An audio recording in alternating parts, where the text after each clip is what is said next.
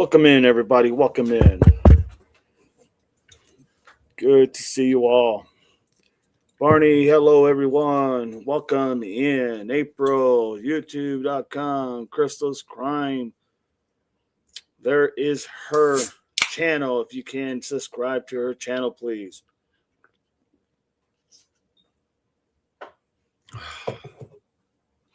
Miss Barney, hello, April. April, hello, Barney. Tusi, hi, Dee and everyone. April, she has also agreed to do panel tomorrow with DD. Sounds good. Sounds good, April. Thank you. Barney, I took a long nap earlier. I laid down and tried to relax my brain is what I did. But yeah, we all needed it, no doubt. Tusi, Barney and April. Barney, Tusi, hello.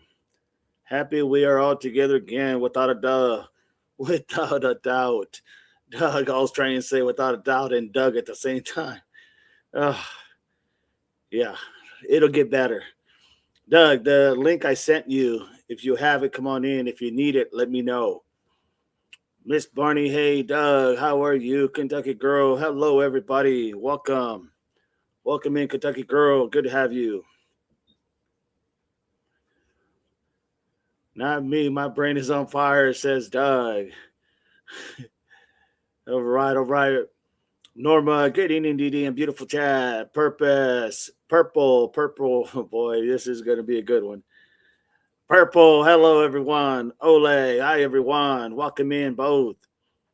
All right, I tell you what, I'm going to give Doug the link. He has the link. Awesome. There you go, Doug. Perfect. How's it going, dog? Oh, it's going, brother. Your brain gets some good rest? Oh, God, just sat there and thought, what the hell? Like, everything, there's so much, man. Yeah, it is. Oh, Lord. Waiting for Chris. Chris will be on as soon as possible. Send him a link. And he could be lurking because he likes to lurk. He's like the capital of the lurkers.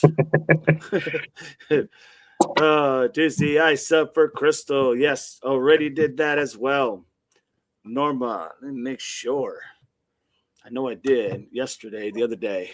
Tusi, Norma, hello, Oleg. Miss Barney, I was watching a replay of last night's event. Very interesting, right? Thank you, Tusi, Oleg, and Doug. Tusi, April, you're welcome. We'll give it a couple minutes, guys, and then we'll go ahead and start. Let's give Chris at least a couple more minutes. Although he could be at work. You never know. What was going to be our topic today? Just so I can get my brain ready. Okay, it was Clancy, right? It is Clancy. We're gonna. It's an open chat, everybody. I couldn't fit open chat in here, so we are definitely going to be an open chat. We have Lindsay Clancy, the latest news, along with the charges that came out about with Carlos Ramirez, as far as the victim, and Nancy Guthrie and other cases that we've covered. So we'll take them by one. But we'll start off with the Lindsay Clancy, since it's the first one on there. But for sure, those three, we'll go ahead, and I think that's going to give us more than enough time to. We won't have much more time than that, I guess. No, my mind is so gone. I'm telling you, man, it is gone. Woo! All right. But yes, we have doing great. Everything's going good. Don't forget, mods, you got this. Whatever you need to do, you do. Annie, hey, good afternoon, all. Welcome in, Annie. Yeah, I had to look at Annie twice just to make sure I said Annie right. Oh, God. So before we even get to that, there was a little update with the Nolan Wells case. I don't know if you heard, but Cox sent a cease and desist letter to Al Sharpton and Trump. Really? On behalf of the three. Yeah, that was on the 21st. On the 21st. I did not even look at that. So thanks for that update. You can plug that in now or whenever you want down the road. Plug that in, sure. That's just what it was. It's for the defamation. They cited 19 counts and just told him to stop. Pretty much insinuating that Warren Jax and Morgan are responsible for the unaliving of Nolan Wells, Got you. which is pretty significant. It wasn't a court filing, but it was a cease and desist, like, follow Right. through this or we're going to take it to court. Yeah, it's kind of like a warning, like, It's a warning hey, shot. and I think that's fair. I think that, if they're going to, try to, for a better lack of words, defend their those kids or those young adults, should I say? I think it's fair. I mean, I think it's, if you either have the evidence or you don't, right? Either you prove it or you don't. But the manipulation of trying to say one thing and mean another, that just doesn't do anybody any good. Not at all. It just confuses everybody, Yep. So I appreciate not that. a huge update, but just a little. Oh yeah, absolutely. Well, I looked up for Nancy Guthrie, and I was like, well, no new suspects. Well, we never had one. I'm like, seriously? So yeah, no doubt. And a tiny tidbit on the Siders, I learned who the two other names were that they mentioned, the Henderson guy and the Josh guy. Correct. They're actually relatives. So Gary Jr. had a sister named Virginia. Okay. And the Josh guy is her son. And the other guy, the Henderson guy, is his stepfather. So the new partner of the sister. Two Gary Siders, and they have a 15-year-old daughter. So, oh wow, I think that she may be the person that they're talking connecting about to them too. Mm-hmm. So that would be Josh's younger sister. Jesus. So that's maybe how they mean not immediate family and why they're involved, and that was back in 2023. So that was what led them to get the DNA sample of Gary Siders Jr. And I'm afraid that when this is all said and done, we're gonna have so many other people's names. This could be. I mean, I'm not saying it will, but this could be a big ring thing that it doesn't look like a ring, But next thing you know, you're seeing so many people that's the only thing you can call it, Yeah. I mean, it's crazy. Yeah, Victoria, welcome in, Victoria. Good to have you. All right, so we're going to talk about the latest update right now with Lindsay Clancy, and we'll move on to the homicide of the cadet, Carlos Ramirez, and so forth. I'm going to let Doug take over this right now because he has a little bit more probably substantial knowledge in the Lindsay Clancy trial. I'll fill in when I need to. Other than that, Doug, you got the floor, my friend. Where did we leave off with Lindsay? Like the last time, I don't remember where. Honestly, brother, the last thing I remember on her case, let me go back to it real quick. The last thing I remember on her is, let me think here. I think the last thing we remember is the last thing I remember is they couldn't even have a trial. They couldn't even have that day. They couldn't have a trial that day because there was so much stuff going on. There was a lot of like little obstacles, and then they finally got going. But honestly, I don't think we really covered a whole lot. You went to the basic, and you covered the basic ground, is what I remember. So that was a while ago. That was like 7 or 8 witnesses. Yeah. Ago. And that was the doctor that he ended up having some kind of health condition. Yes. He was supposed to fly there and testify in person, but that doctor had to schedule a Zoom call. And that was one of the defense witnesses. Yes. Yeah, there's been a bunch of them, but the one today really stuck out to me, and he pulled me back towards the other side today, dog. Really? Yeah. I mean, I was all in on, I think she's going to get like not guilty or hung jury but right. Man, that witness today for the prosecution, he's an FBI witness. Oh, wow. Who wasn't taking any money. So he's not being paid by the state like all the other witnesses. Right. And just the things that he said, especially mentioning of the Lamictal, which was another medication that we haven't even heard about yet, but it was one that was originally prescribed that Lindsay decided herself not to take, that was going to be a trial for the bipolar disorder. So they can't claim that she wasn't getting treated for the bipolar disorder because she was the one that decided not to take that in fears of getting a rash. And that was her reason for not taking the Lamictal. And that was one huge point that just hit home today. So it shows the misuse of the drugs, not just the benzodiazepines and the SSIDs, Right.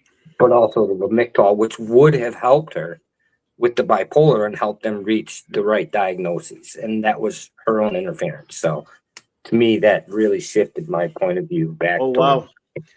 Yeah, no, I didn't even hear about that drug, to be honest. Like you said, I didn't hear about that one. I know that there's a lot of things happening with some of the, it's on both sides. There's like evidence coming out, and it's so hard to, unless you're following this case, which we've been following a bunch of cases, so Right. we haven't really like followed this one to the T, at least on a coverage basis. And because of that, unless you're following it to the T, man, it's hard to get lost in the weeds, because there's so much there.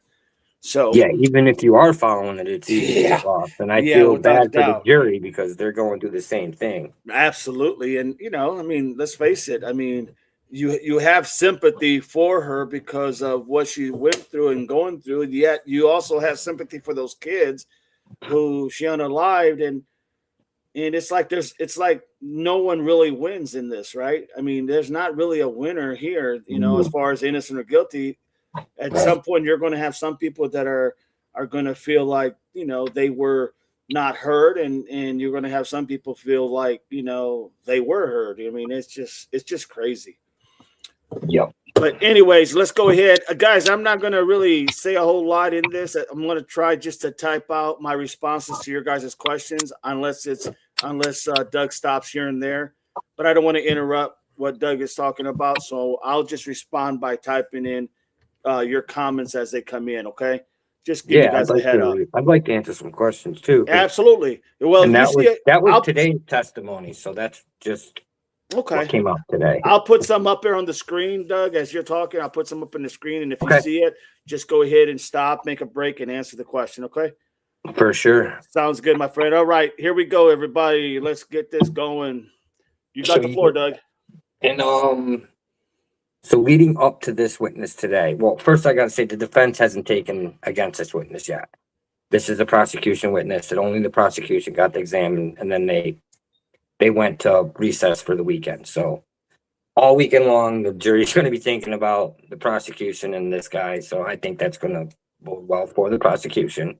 But obviously, cross-examination is still going to happen. But up to this point, the other doctors, the defense really, in my opinion, he just made them not look like good witnesses. But with the addition of this last witness, he kind of undid all the things that he did during the first two. So it swayed me back towards the other side. And I think it was huge. Today's witness was a really good witness for the prosecution. And there was a few other things he stated, like it was her idea of actually the choice making that disqualifies her for the psychosis during that day. And we heard about how she actually had crushed up pills and had also overdosed by her own admission on pills, but she had never told him that she crushed them up. He learned that later through investigation because it was found in the cup. Oh, wow. So, like, he was saying, like, the way that she's explaining it in a different order or not telling all the truth kind of went against her, as like she's trying to put it out there that she was in psychosis, but actually the facts are saying that she wasn't because of the choice making with the crushing of the pills and then going upstairs one by one, grabbing the kids, then going to the kitchen, getting the knife, going up to the bedroom, doing what she did with the knife, slashing the window, and then jumping out. And that's by her own admission. This is what she told this forensic psychiatrist, wow, which is an FBI guy that is now a professor at Virginia State University. And he gets paid salary. He doesn't get paid for, like, the session, how long he is or how many jobs he does. Like, it's just part of what he does for the school. So there's no extra funds for him. So there's no reason for the defense to say that you're doing this because of money. Right. And yeah, That's really about it. That's where it stands for me right now. Okay, so what is your take on what is actually like? Where do you see this leaning one way or the other, in your opinion, from what you know? I still think there may be a mistrial. Mm-hmm. Based So on what? Based on what? there's still just all the different things that have happened during a trial, like the prosecution the one day insinuating to one of the witnesses about how it's the devil's deed to do what she did, and it's against religion. Like it was a religious insinuation against a religious priest that was testifying for the defense. There was the outburst where they said on the hot mic moment, "Shut her up," when Lindsay was Okay. crying. So, and that came from the prosecution. Well, that one And doesn't look good. there's been a couple different anomalies like that, like the gasping of the jurors when there was a juror that when they were talking about the kids and how she unalived them. So there was like that. So any one of them things alone could cause a mistrial. So Got you. there's still a possibility. Got you. Chris is in the house, everybody. Just to let you Dude, know. Chris. I'm in for a couple minutes. I'm on my way to pick up the wife, the daughter. Okay. I'm doing the daily deeds that I need to do. Hey, there's nothing wrong with You know that, what brother. I'm saying? I know what you're saying. I haven't gotten any. Yeah, I know, but I haven't gotten any sleep. But Oh wow. I was busy. I cleaned the house up. I went and I got. I don't want to hear about it. I went and got a pedicure. Got to take care of the feet. And then I went and got a hot rock massage. Oh my Lord, that is funny. That is funny. All right. Well, good to have you, my brother. Good to have you. Be safe when you're driving, listening, and chiming in. Oh, am I supposed to watch what I'm driving? Oh, I was paying attention to you guys. Okay. Well, that's even better. That normally doesn't happen, but that'll work. So here you go. We got a 2C question here, or comment. 2C probably not, cause when they start making you feel funny, you don't want them to believe me. I know. I'm not sure if that was a question or a comment, but hey, I think it's a comment, maybe. It's all good, Annie. It's all good. I'm telling you, it's going to be a rough one, guys, but we're going to get through. I guarantee it. We're going to power through like every devil pup and every Marine. I know. Do. No It's going to doubt. be a late one tonight. It is.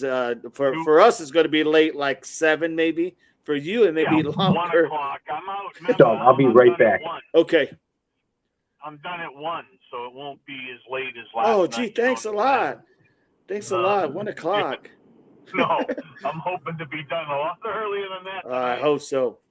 I She am kept not gonna jumping. get-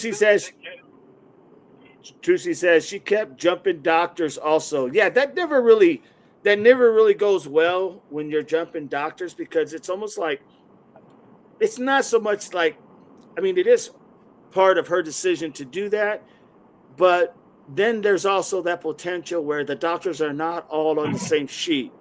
So on one hand, she's getting medicine from one end, she's getting medicine from here, there. And if she doesn't literally say anything as to who she's seeing or what they're giving her, she's got all of these meds all over the place, right? So it kind of, I think it's, I mean, it could be, in my opinion, a self-destruction, if you will. Maybe not meaningful, but yet something's going to go wrong because not everybody has the same info, No. And we don't have that.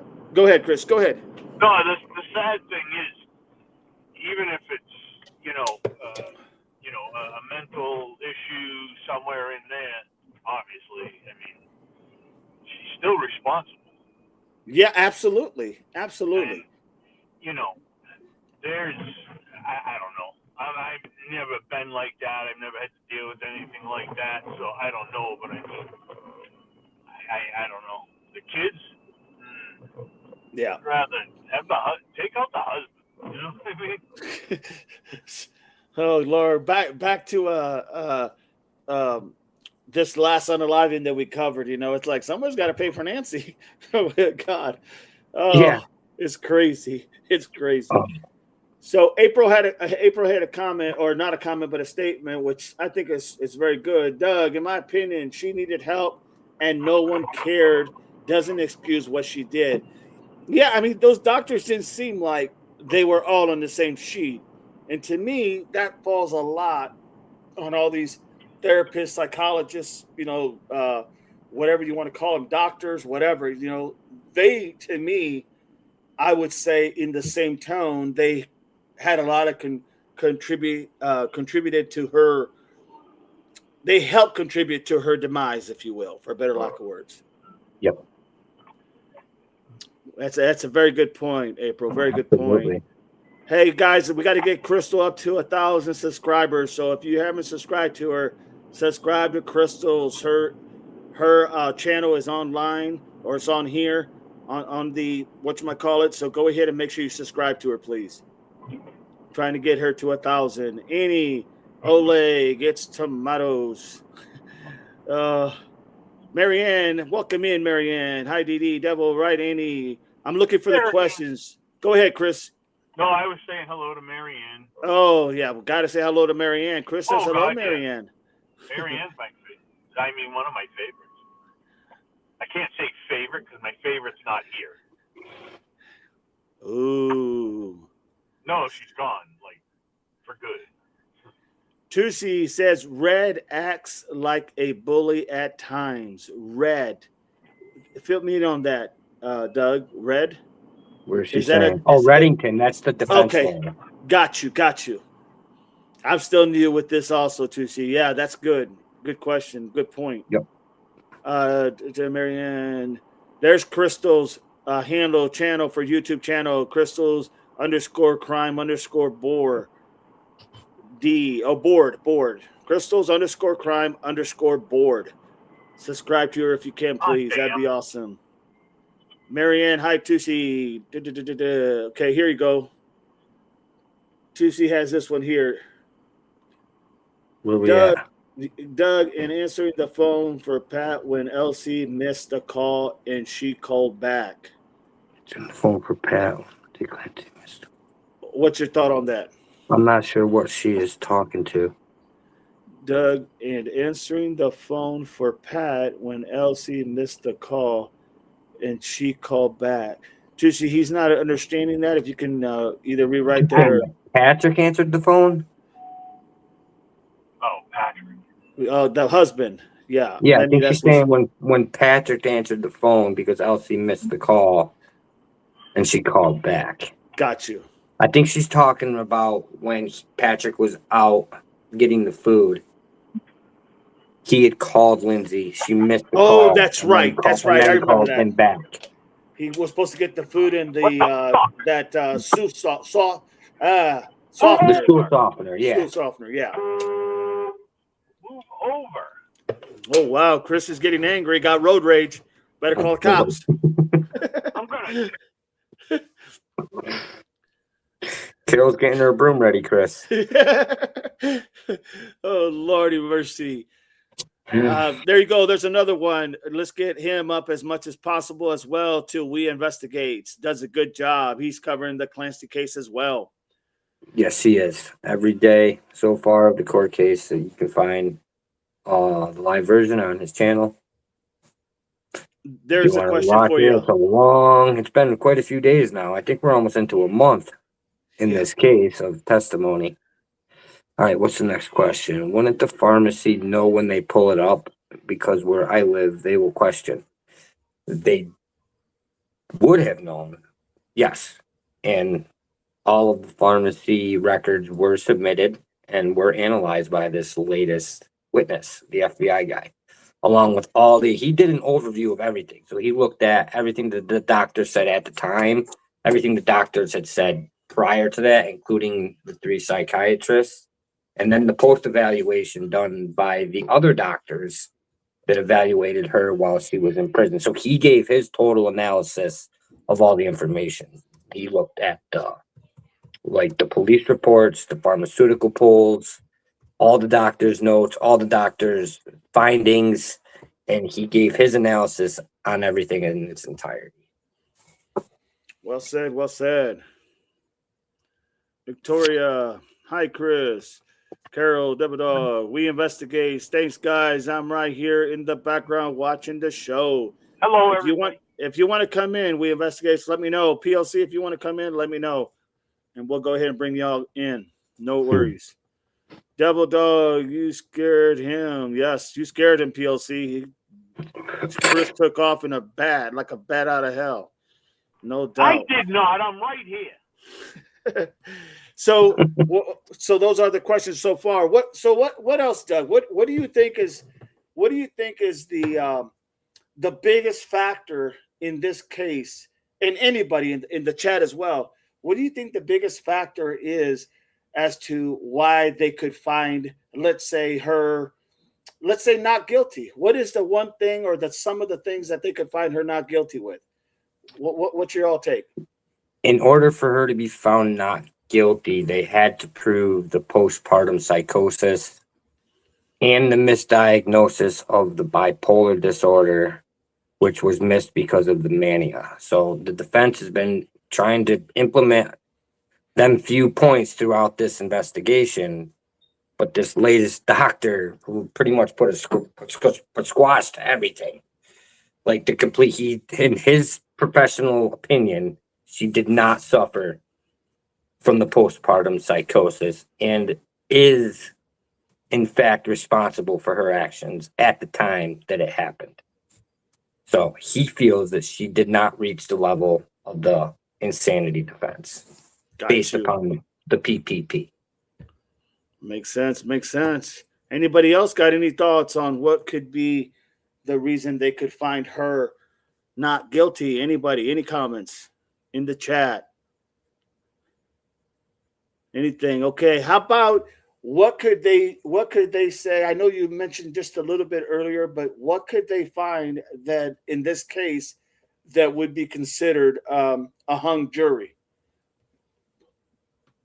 I mean, the defense needed to implement reasonable doubt that maybe she didn't do it all herself and Patrick had a part in it in some way, or that she actually reaches the level of insanity. There's a few, he really only needs reasonable doubt to get one juror to say not guilty out of the 18. So, oh wow, out of 18? Well, yeah, there's 6 that are on standby, so all the jurors are in there through the whole thing, and if they have to take some out, then there's replacements. Yes, so that's that they correct. don't have to have a new trial. Right. So it'll be 12, but there's actually 18 people as jurors watching. I stand corrected. You're right. Yes, absolutely. Bertie Cruz says because Patrick did it. Is there any possible thing that you can see that Patrick had a play in this? Well, I was thinking that, and I mean, there's still a possibility, but Lindsay's own words to this psychiatrist, this FBI guy, said that she did it all. She came out and admitted all of it. Oh, wow. All of it. The blood in the basement came from Dawson, unfortunately, which we thought that might have been hers that Patrick brought down there. She says that she took each kid one at a time into the basement and did what she did, and then did what she did to herself all throughout, including the crushing up of the pills and taking all the extra pills and trying to overdose, and then, the knife action, the slashing of the window, and the jumping out of the window, which were all things that people thought that Patrick may have done, but she admitted every single one of them to this doctor. Got you. So she pretty much sealed her fate in essence, right? Pretty much. And yeah. If they go with the thing that her medication, her drugs, and everything she was taking wasn't the cause of, or was the cause of what ended up happening inevitably, right? Right. Okay. All right. And yeah, that's a good point. Did she suffer from any retrograde amnesia? I mean, we're going to have to see what the defense attorney does during this cross, but man, he's got an uphill battle with this one, with this witness. And if you watch it, you'll understand what I'm saying. Like, he literally just, he put a squash on a lot of things that were out there that just, wow, in his own words. So, I mean, if there was amnesia or something, I mean, maybe she doesn't really remember, but that's a totally different argument, I think. because she said it Right, right. under oath. So Oleg says he gaslighted her. What's your take? who get? Oh yeah, I mean he definitely gaslit her. He did. Yeah, he did. I don't think he was a terrible husband. There you go. Godly. But that doesn't make him criminally responsible either. True. You have to prove that he actually did something to her Okay. in a criminal sense. With her saying she did everything herself, I mean, at that point, her amnesia would be the only other avenue, and she misspoke or, was told what to say, was coached in a sense. You know what I mean? Got you. Right, right. Absolutely. April that puts on, there's Pretty Little Clues, his YouTube channel. If you're not subscribed to her, let's get subscribed to her. She does a great job as well. We Investigate says, and she admitted it to the court. Right. Absolutely. I mean, it's kind of hard to really, I can't say it's hard, but it's very difficult to try to parse everything when someone literally admits something like that. It's very difficult to try to see it from the other side of the coin. You know what I mean? Right. I mean, because the whole point is, compelling. yes, absolutely. Welcome in, Buttercups. Welcome in. Norma, hello, Buttercups. Here we go. Oleg says she believed every word he told her. She did? Believed every word he told her. Yeah. I mean, he could have said anything and she would have took it as gospel, as they would say. At the end of the day, this is going to be very confusing for the jury. And I think deliberation, once they're done, is going to take a while. It'll probably be a couple days before they actually reach a verdict, in my opinion. So I don't know. It could still be hung, could still be a mistrial, but there's also a good chance that everyone just says guilty. It's really up in the air right now. I mean, so it's you think it's about a 50-50?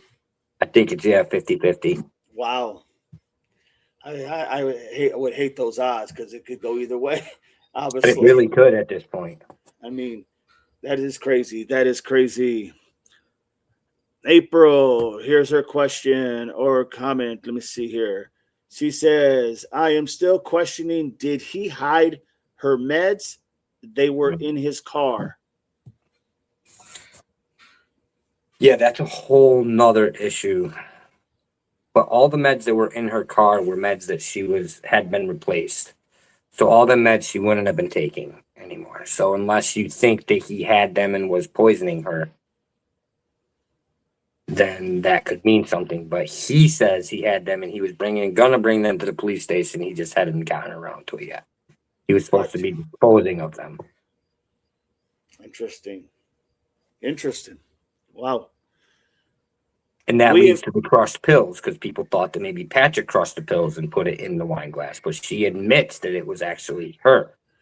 And during that process of making the choices from point A to point B to point C is what disproves the psychosis in the professional's opinion. Right. The choice making as she went along, in her own words. But is it possible that she wasn't even in her right mind and he was telling her, yeah, honey, you crushed the pills, you already took them, you already did this and that, and her state of mind wasn't all there? Is that a possibility? It's very possible, because if we said earlier, the comment or the statement was made that she believed everything he said. If he was telling her, oh yeah, you already took that medication, you crushed it, remember? That's kind of like planting the seed. I mean, I would think that would be something that they could look at, right? Yeah, and they are looking at it. Okay. Yeah. So it's just because she said it doesn't mean that somebody didn't plant that seed in her head because she was really gone for that. Exactly. Okay, good deal. And that'll probably be part of the defense cross during this last witness. Yeah, Miss Barney says maybe a hung jury. Yeah, I don't know which way this is going to go, guys. I'll be honest, I didn't cover it as much as I wanted to because of everything else happening. But the little bit that I did read, I mean, once again, it's kind of like some things are common sense, right? Some things in this case, you got to really go with common sense as far as, why a person would have did something or could have done something in reference to, especially when you're dealing with your mind. So when you're taking these medications, it's obviously the psychosis of her state of mind, right? What she's going through, what she's thinking, what she's processing. Yes. So in that point, so many things can fit in that narrative. So many things. And so many things can be just like what she said. She said, well, I did X, Y, and Z. And then it's going to be her defense to show her, well, you did it because of this, because this is what you were being told, or this is what you were anything to spin whatever they got to spin for their client. Right. Same as a prosecution. They're going to dive and hit hard on those things. But at the end of the day, if people are looking at somebody who's having these issues dealing with their state of mind, my God, when you're dealing with medication, it's no telling where in the hell it'll go in all reality. And that's just common sense, really. Right. April, exactly, DD. Norma, yes, DD, strongly agree. So, I mean, I look at this like what is okay, so let's say there's a guilty, or let's just say there's a guilty verdict here. In this case, let's say there's a verdict, a guilty. What is the win in that? I mean, what would be considered the win in a guilty verdict? There wouldn't be a win. So if It's they not going to be a win either way, because right, so that's my point. So if they say they find her guilty, what does that really mean in the big green scheme of things of the outcome of this case? In other words, that means they just think she was a cold-blooded unaliver to her three children and didn't actually suffer the conditions and symptoms that she's claiming she was suffering. And it was all staged. So then what is the punishment on that? Oh, she'll probably get three life sentences running consecutively. So probably 75 years total, I would imagine. And if it's guilty and not found insane, it'll be in a prison and not in a mental hospital.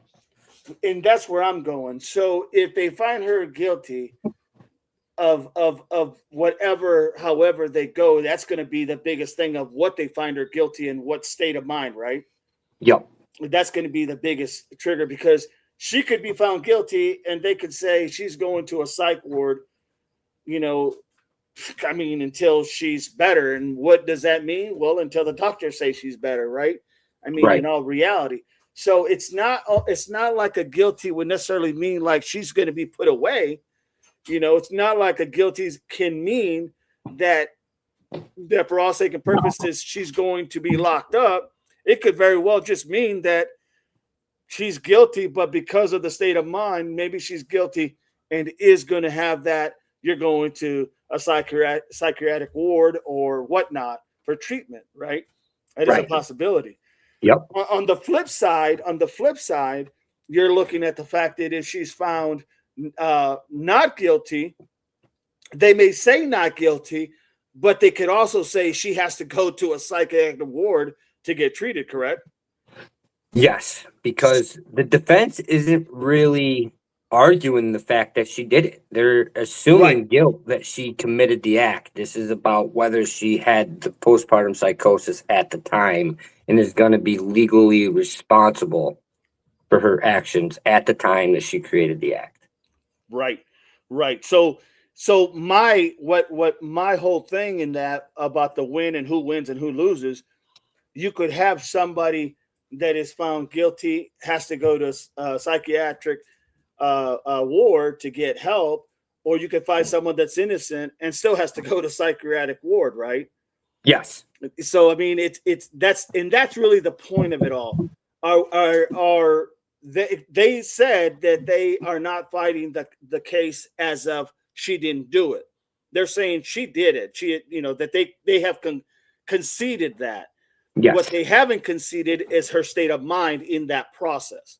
Yes. So, in my opinion, just thinking outside the box and common sense, in my opinion, which doesn't mean shit in this whole grand scheme of things, but it would only be fitting that the best place for her is a psychiatric ward to get her better.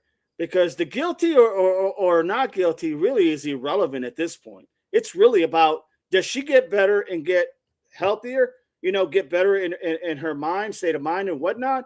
Or does she get just thrown in prison and say, well, we don't believe that had anything to do with your mind, so therefore you're going to go to prison for 3 life sentences and really never get the help she needed, right? Yep, that's it. So really, I think in a nutshell, and I think that's, to me, is what I'm hoping for in her case, is that either which way they go, the bottom line is she's not going to prison. She's going to go get help to help treat what maybe some psychiatrists, some doctors, in my opinion, could have failed her. Even if there's that slit of doubt, you got to remember, all it needs is one person to have that slightest doubt that they did not convey the information to her, or they did not convey the information to each other as psychiatrists and doctors. Therefore, she was overly medicated. And I think they had some doctors that came in, a psychiatrist, that also stated that she was over medicated, right? Yeah, so that was one of the reasons she wasn't accepted into the program at the Women and Infants, where she spent 8 hours under evaluation, and they told her that she didn't meet the criteria because she was over medicated. And see, that goes down to the main point that if that is the case, in reality, common sense would tell me that they could very easily rule, because like I said, all you need is that one little doubt, that one shred of doubt that one of those jurors thinks she was heavily medicated. I can't get off that track. That is, for them, that could be the sticking point. Mm-hmm. And if you have psychiatrists telling you this, it comes down to believe not just who has more credibility, but who has more of the persuasion to convince that jury. Because at this point, that's who they're really talking to, is that 12 jurors. Yes. Yeah, they hold all the keys. They have all the keys. I mean, they're so if you come across, per se, like it was stated earlier from the prosecutor, you come across as someone who is very, for a better lack of words, a hard nose, there could be some sympathy play in her favor by the jurors, like there's no compassion in their mind, which, hey, I think for me, at the end of the day, the bottom line is that lady just needs some help, because whether she goes to a psych ward or if they don't allow her to go to a psych ward, the reality is that, in essence, medications had a role to play in this. Maybe not as her directly doing what she did, but it did have a play. Medications had a play in her state of mind. I mean, in one way or another, it had a play, right? Because we can see all the inconsistencies that have occurred in this trial, right? Mm-hmm. There's so many inconsistencies. So to me, common sense tells me that if there's a lot of inconsistencies, no doubt there is that shred of doubt that comes into play in the court of law, in my opinion. Right. I'm not an attorney, but it just makes sense to me. And I think as a jury, one of the final questions that they're going to be asking themselves is, would Lindsay Clancy have done this to her children if she wasn't taking these medications? Like, was this a result of her actually taking the medications, whether they were right or wrong? And that's going to be the determining factor, I believe. Like, was that the causation of the effect? Like, did this happen because this happened? Kind of like what happened with, like, George Floyd. Would Floyd have died if he wasn't putting the pressure on his knee? Probably not. Right. So it's that minute detail that they're going to have to examine and come to a conclusion on. I could see there very easily being a hung jury in this. I could very easily see a hung jury, because if they're thinking outside the box and they're thinking with they're gonna whatever they decide, that's how our system works, So that's just what it is. But in my observation of what's happened here is that anytime you involve medications, you have an issue. There's a problem. Not a problem of it's a bad thing, but it's a problem that if it's not controlled properly, it can be a bad thing. It could. That's why they tell you when you take medications about the side effects, right? Yep. They tell you the side effects. So let's be honest, everybody. If you have taken any type of these type of medications, you understand what it does to you if you don't take those medications, right? And if there's too much medication that you take, you also understand the repercussion of it. You may not understand as you're taking them because you're not in your right mind. So therefore, they do alter the state of mind in one way, shape, or form, Most irregardless. certainly. I mean, that's by design. That's what they're Yeah. supposed to do. Yeah, well, and that's my point. It's just a matter if it was for the better or for the worse. And that's my point. Everybody is different on how. And so if you can look at the point that if they look at the point that, yes, it's supposed to help the individual. However, these side effects could cause this person to think like this or want to do this to themselves or want to do this to others. Well, I mean, to me, that's like kind of like a little loophole there. Yeah. You know, because that's almost like, in all honesty, that's almost like a get out of jail free right there, because they're telling you this medication can't, like I take medication, okay, for my military service, for what I go through. And I can tell you that in my state of mind, if I don't take a medication, you know, they're not going to necessarily know on schedule how often I took my medication. But if I reacted and did something crazy, you know, the idea would be, well, could this have caused this? Well, there is a side effect to it.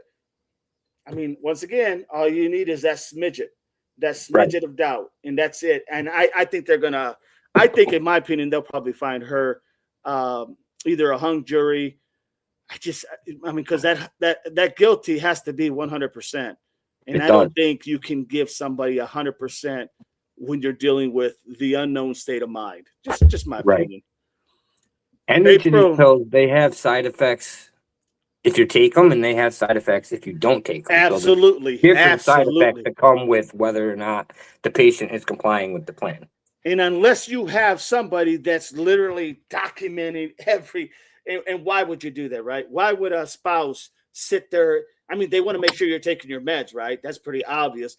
But would they really be? I mean, you know, my wife doesn't watch me take my medications. No, they don't. I just know that if I don't take my medications, I'm going to have a rough time sleeping, and there could be some issues, right? So I take my medications, you know, but I don't have anybody watching me. But if for some reason I didn't, and over a period of time, so in a period of my time, I was trying to go, and I'm going to shift here a little bit, everybody. Okay. Yeah. I had taken several different medications because that was prescribed to me by the VA. And there was a point that I said, you know what? I'm tired of these meds. I just want to go ahead and not take anything meds. I want to power through all this, right? And so I started not taking my meds. And at first I didn't notice anything other than, oh, okay, you know, I'm doing okay, you know. And then one day I'm walking from probably 100 yards from a McDonald's to a Walmart, which is right around the corner, just to pick up my vehicle because it was getting serviced. And I end up literally, like, I don't know what happened. I just, like, I couldn't walk. Like, I had this panic, this attack, this thing that just, like, I don't know what the hell it was. And it just knocked my ass to the ground. And really? So they called the ambulance. The ambulance came out. They had to rush me to the hospital and whatnot. And I remember laying on that gurney, and they're asking me all these questions about, is there any medications you take? And I'm like trying to think, you know, and I'm like, with this. And then they're like, okay. And then I'm thinking, oh, but I stopped taking those. And then in my mind, I'm thinking, oh God, like, and now I can't remember all the side effects at that moment. But when I come home, when I'm finally released and I'm able to come home and I get home, I'm looking at like, what are the side effects? And lo and behold, everything that they talked about is exactly what happened to me. You see? And so at that point, I realized, okay, you know, I didn't wing myself off him. I just went cold turkey. And that's the worst thing you can do, is go cold turkey. Yeah. And that's what I did, because I thought, well, hell, I can power through this. I know I can. And no, I couldn't. Sometimes you can't. The withdrawal symptoms can be very, very strong. And so my whole point in this is, in one way or another, like you said, taking them or not taking them, they still affect your state of mind. Yep. They still affect you as a person, irregardless. So it's one of those things where, whether like my wife said, don't do that again. Don't try to get off your meds. Just take your meds. So, I want to see you for a while. I don't want to see you end up, gone, heart attack or whatnot. And so it made sense to me, but it still affected my state one way or the other. It affected me. And I think that's what they're probably, in my opinion, that's probably what they'll look at is, how did this make a play? How did this play on the mind? And I know that if I take too many meds, man, I'm lethargic. I'm not going anywhere. I'm not doing anything. And you guys see how many times I come on and do my lives, right? So I'm always, I'm good to go because I'm constantly doing my lives. That's my point. Is for me, I know the limitations now. Maybe she crossed a Rubicon, a threshold that she didn't really understand.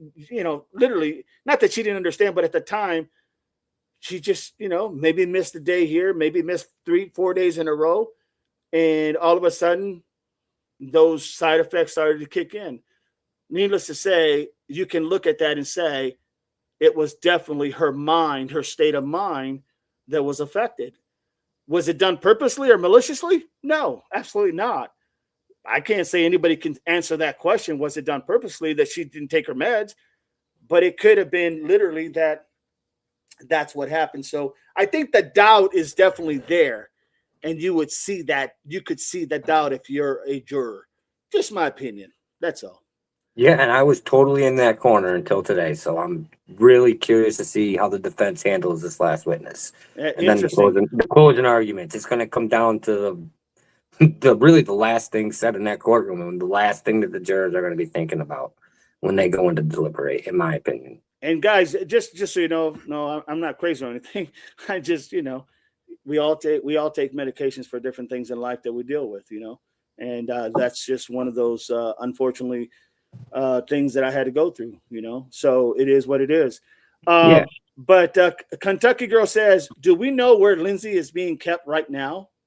She is in a penitentiary. She's in a penitentiary for women. Yeah, I'm not sure which one, but I think it's maybe Framingham. Got you. I think. So she is in a jail. She's not getting help at all at this point? She's getting her medication in the jail, but she's not in a hospital. She's in a penitentiary. Got you. There you go, Kentucky Girl. Didn't mean to over talk too much about it. No. We can get some questions. April, he was too busy with his girlfriend, in my opinion. Sorry, not sorry. That's another role too. Did that have anything to play in her mind as far as she's feeling like the weaker vessel and feels like she just, like maybe she just doesn't care no more. Right? Because her emotions has taken over because maybe she knows that he's seeing someone. I don't know if she did or not. That's just my thinking outside the box. Could that have played an effect? I don't think what Patrick was doing is really as big of an issue as what she did. Right. And that would be indicative of her actually being coherent and thinking about this at the time, and would point away from psychosis and actually that she was of sound mind. Got if you. That was part of the reasoning. That could have been what pushed her to that, I guess. But I just don't. People they deal with infidelity issues all the time, and they don't unalive their kids. That is true. That is true. Try to jump out of a window. But combine that with the way you're feeling and while you're taking meds, and then you find out your spouse is doing this. It's so hard. It's a hard case, dog. It's so hard. I know, I get it, and I'm just trying to be the devil advocate here, trying to push things out. Like, what about if you add this to the equation? And then, I agree, Doug. This is a very difficult case, without a doubt. I wouldn't want to be on this jury. No way. Yeah, but it's not Patrick on trial. It's Lindsay. So right. It's more of a side effect than an actual cause. Right. But Patrick's decisions affect her emotions. Absolutely. So He was a therefore, terrible husband. Like I said, he was yeah, terrible. I agree. It's a very tough one, without a doubt, everybody. Without a doubt. April, 4 months later, it's his wife now, the girl that he was with. This Yeah, is true.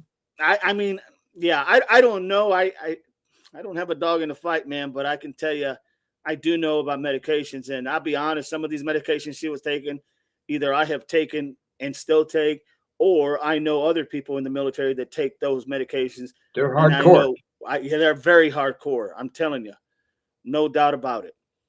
Miss Barney, question: did family or friends see or notice a change in her behavior? Yes. They did. Okay.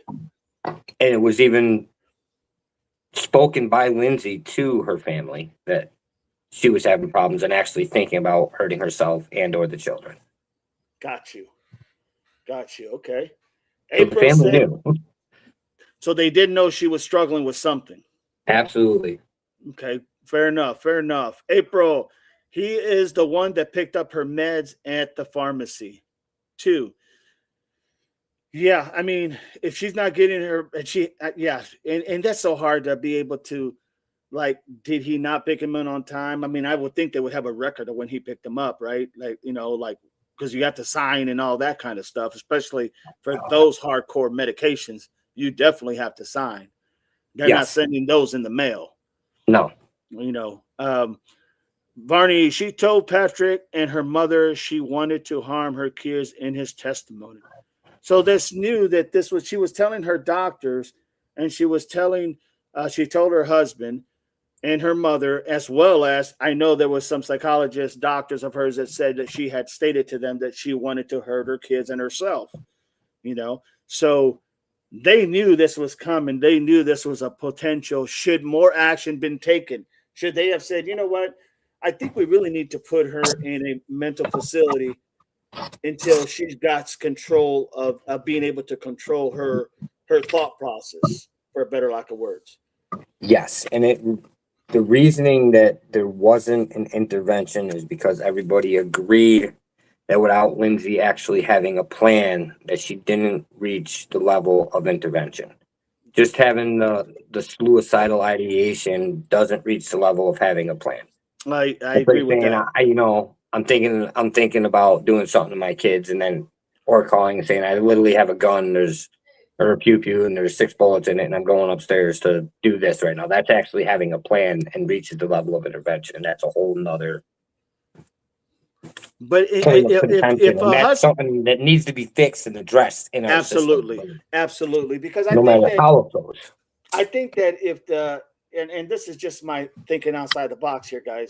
If she is literally going ahead and telling these people this, I think her husband, of all people, could have said, you know what, I'm going to go ahead and have you admitted, because they can do that.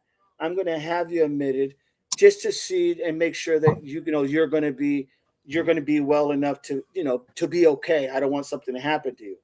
And I'm not sure, because as a spouse or as a parent, you can get help for your loved one, especially if you feel that they have stated some of these things before to you, irregardless of whether you had a plan. Like, there is some places that will require you to have a plan, and then there's some places that will take you in to get that plan or to get those thoughts out of your head. You know what I mean? So I think there's a lot of blame to go around amongst a lot of people, in all honesty. Maybe that's for the shorter version. Yep, especially with Patrick being the proxy. He wasn't only the husband, he was also her health proxy. So he had the power to make that decision for her. And where was his mind at? He just thought that it was the medicines. Or he didn't take her seriously enough when she said what she said, pretty much. Because he was probably occupied with another woman. I mean, you can make that argument. Yeah. So, very good point, guys. Very good point. Great conversation. No doubt about it. April, I don't by any means dismiss the fact that she did it, but the facts are too just saying. Absolutely. This is a very complicated case. And look, anytime you deal with the mental state, I'm telling you, I'm not a doctor and I'm not a psychologist. I'm just one of those mental state individuals.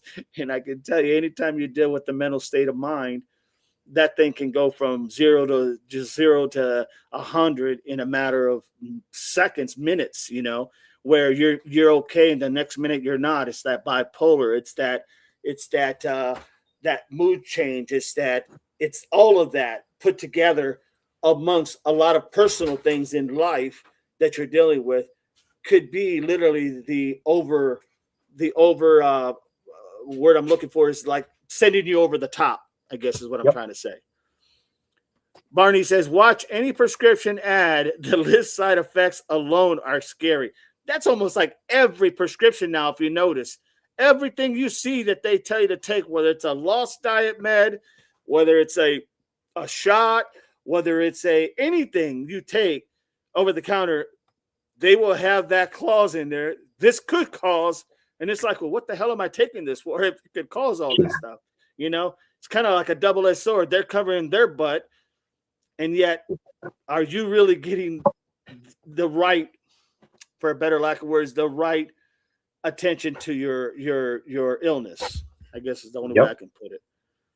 Norma, yes, Barney, yes, DD, exactly. Mark Frown, DD, my brother. Good to have you, Mark. Thank you for being here, my friend. Norma, hello, Mark. Nice to see you, Norma. Barney, I doubt she purposely started blended meds with the intent to take. Yeah, I don't buy that either, Barney. I don't buy that she stopped to do this to get her mind in that state. I mean, to me, that's like that's not even a forethought, in all honesty. But all I know is that those meds can literally take you one way or the other, and that is for sure. We just saw it with this lady here and many others before her. The Big Ragu, she is a MAT Texbury Mental Hospital. Oh, she is at Texbury Mental Hospital. She needs round-the-clock care. I agree with that. I really do. I mean, we can sit here and try to figure out what happened, what went wrong. But at the end of the day, I think everybody around her circle had something to do with her demise, in my opinion. They didn't have something to do with her choices, but even her own choices in her mind may have not been her own choices. Do you know what I'm saying? I think Big Reggie was saying that I got it wrong, because I said she was in a penitentiary, which I think she was during, like, that's where the two doctors visited her, but that was quite a while ago. So maybe now she's actually in a hospital. Got you. I should have. Oh, no worries. Thought about it before I answered. I was going no worries.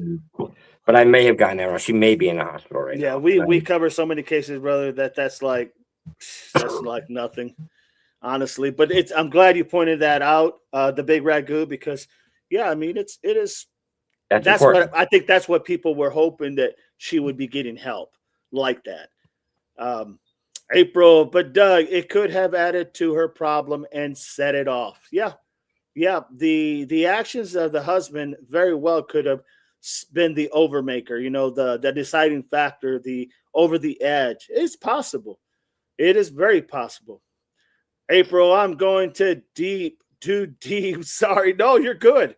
I mean, that's what makes these conversations awesome, is that we're able to have this conversation and try to get everybody's opinion to see where everything seems to fit.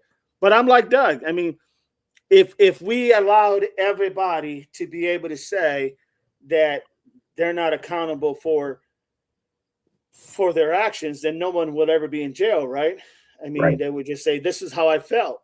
The problem, though, in this case, is that we know for a fact she was, I guess is what I would call, she was crying for help. Okay, you know that old thing that everybody always says, if you hear someone crying for help, it's because they're asking for it. They're talking about unaliving people. They're talking about unaliving themselves. They're talking about unaliving their animals or whatnot. There's a pattern there, right? So they're not really well. Something's wrong. And until you figure out what that wrong is, in my opinion, it's very possible that she was crying for help and wasn't getting the proper response in her mind. Maybe in everybody else's mind, they were saying, man, we were doing everything we could. But maybe in her mind, that wasn't enough. Therefore, she was just, for a better lack of words, a sick person, a sick individual. Not sick and not sick like literally, but you know what I'm saying? She was sick. She was not well. Yes. Norma, I don't like taking medications, never trusted the side effects. Yes, I agree with that. I agree with that until I couldn't walk anymore. Then I was like, what the hell? You know, I couldn't even walk 100 yards, you know. I'm like, yeah, no, I'll stick to the meds. Had to go outside. We still talking about meds, and yes, 15 different side effects without a doubt. KB, in some states, relaxers, I'm not sure what the first word is, counselors can be held criminal. Oh, absolutely. Absolutely. And I think, honestly, in this case, there is a case to be made that some of those could be held accountable. Not saying that they would find them accountable because, you know, there is that certain leeway that they have, because the things that people would try to hold them accountable are things that we can't even hold the individual accountable for because they're not in their right mind. And how can somebody really get into someone else's mind? They can do the best they can, but that doesn't mean that, you know, that they dropped the ball. I just think that in this case, there was dropping the ball because there was a lack of communication about what she was taking. And that was pointed out by some of these psychiatrists. Yeah, and there's actually civil cases about them particular issues filed by Patrick and Lindsay. So during them civil proceedings, there could be criminal charges that are found at the end of it if they are found negligent, right? That's true. Very true. Very true. Well said. Buttercups, black box warning on meds, everything. No doubt. Well said. Norma, good. Annie, that's too many. Good Lord, Annie, that's too many. Good Lord. Good Lord, Annie, that's too many. KB, need to get a wireless keyboard. Need to get a wireless keyboard. Typing on phone, watching the TV, too itty bitty. Sorry, typo. You're good, man. Hey, I was able to read that. You're good. Norma, you're okay. You are doing great. April, I think this is what will get her off. No history of abusing her kids, in my opinion. And that's true. That was also stated in that case that that there was no ever prior cases where she ever tried to hurt her kids. There was never no reports that she ever did anything even wrong. Matter of fact, all the people around her said she was just a loving, caring mother, you know, and that was, I mean, that has to count for something. So what changed? Well, she had the baby, the third child, if I'm not mistaken. And once she had the third child, that's when she started taking these meds because she was not able to get sleep. And next thing you know, it went from sleep meds to health meds to, you know, psychosis meds to everything under the sun. And I know this because even when I went to the VA, it started with that. I couldn't get sleep.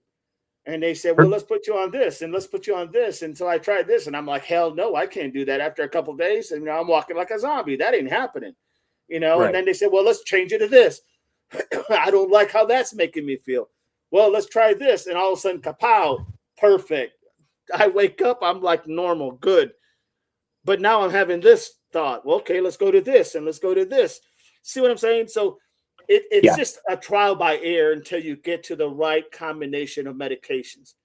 That's what it is. You have to find that right combination. In this case, having that many doctors, that many psychiatrists, all prescribing different things at different times, how in the hell are you ever supposed to find that right continuity? Right. I mean, I can imagine what I went through trying to find that perfect combination. But if you're always having a different doctor prescribe you different meds, how, or different doses of the meds, how in the hell are you able to even literally get it right? That to me is doubt right there in itself. Just my opinion. Yeah. Any Norma, yes, it's crazy. You take a med from this, but it could cause this or that. Me, I try to do everything naturally. My room looks like a drugstore. Yeah.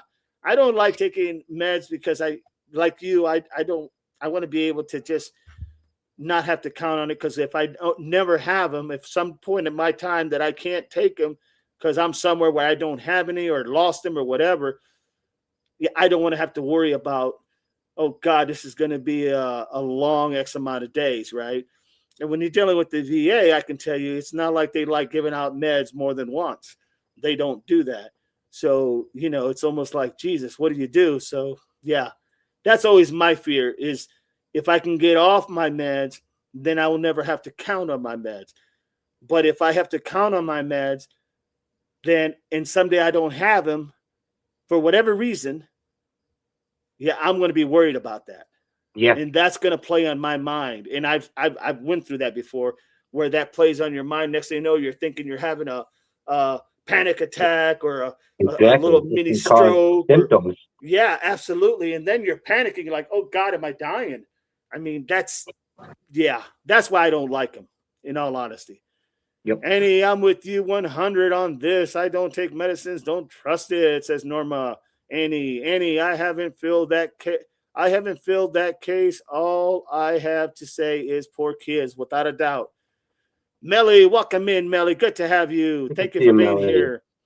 Austin, haven't seen you in a while. Good to see you. Norma, hello, Melly. Buttercups, hi, Melly.